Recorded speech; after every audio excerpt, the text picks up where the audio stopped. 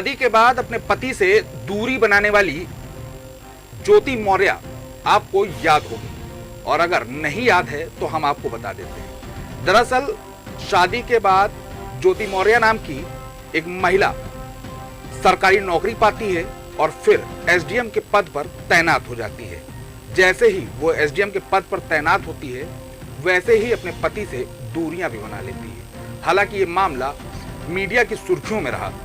अब वैसा ही हूबहू एक मामला कानपुर में आया है, जहां पर ज्योति मौर्य नहीं बल्कि अंकित मौर्य अपनी पत्नी को छोड़ रहा है। दरअसल अंकित मौर्य की शादी कानपुर की रहने वाली एक लड़की से 4 साल पहले यानी कि 2020 में हुई थी। जब अंकित ने उस महिला से शादी की थी, तब अंकित ने खुद को सरकारी नौकर बताया था और कहा था कि लाखों रुपए उसकी तनख्वाह है, जिसके चलते पूरे परिवार ने बड़ी खुशी के साथ अपनी बेटी की शादी की थी और तमाम सपने संजोए थे कि उनकी बेटी वहां पर राज करेगी। लेकिन ये राज बहुत दिन तक नहीं रहा और राज खुल गया। जब राज खुला तो हकीकत सामने आ गई। अंकित मौर्य सरकारी नौकर नहीं बल्कि किसी निजी कंपनी में मामूली एम्प्लॉय था, जिसके बाद लड़की का तांडव शुरू हुआ और लड़की ने कहा कि मेरे साथ फ्रॉड हुआ है। फिर भी लड़की अपने घर को बचाने के लिए अंकित मौर्य के साथ रहना चाहती थी, लेकिन अंकित पैसे के लालच में ना तो अब लड़की को रखना चाहता था और ना ही उसे कोई भरण पोषण देना चाहता था। हमारे साथ वो लड़की मौजूद है जिसके साथ इस तरीके की घटना हुई है।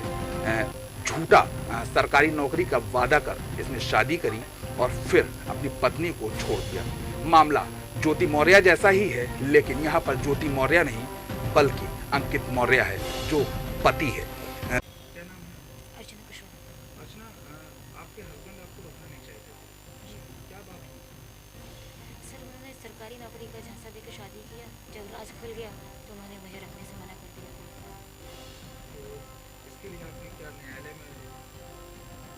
सर, 1 साल तक तो हमने बहुत उनको समझाने की कोशिश की। मेरे पापा भी उनके घर पे गए, लेकिन जब कहीं मुझे बात नहीं बनी, थक आ करके फिर हम न्यायालय का मैंने दरवाज़ा खटखटाया और आज जाकर के 4 साल बाद जाकर के मुझे आज थोड़ा न्याय मिला है और मेरे पति को जेल जाना पड़ा है। क्योंकि जब एक मामला आया जहाँ पर एक पति ने अपनी पत्नी को खुद को सरकारी नौकर बताया और फिर शादी होने के बाद जब राज खुला तो अपनी पत्नी को छोड़ दिया, क्या है?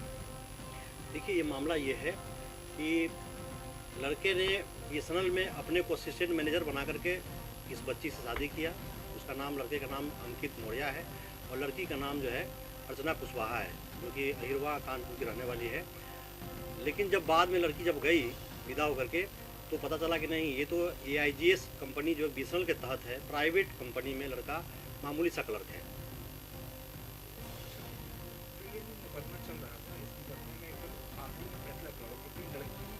प्राइवेट नौकरी के बाद भी रहना चाहिए, तो क्यों उसने नहीं रखा और फिर फैसला किया? देखिए, पहली बात तो यह है कि उसके विवाद के कारण अपने कुछ और भी हैं, उसके तमाम और भी लड़कियों से संबंध हैं, जिसको मैं ओपन नहीं करना चाहता था।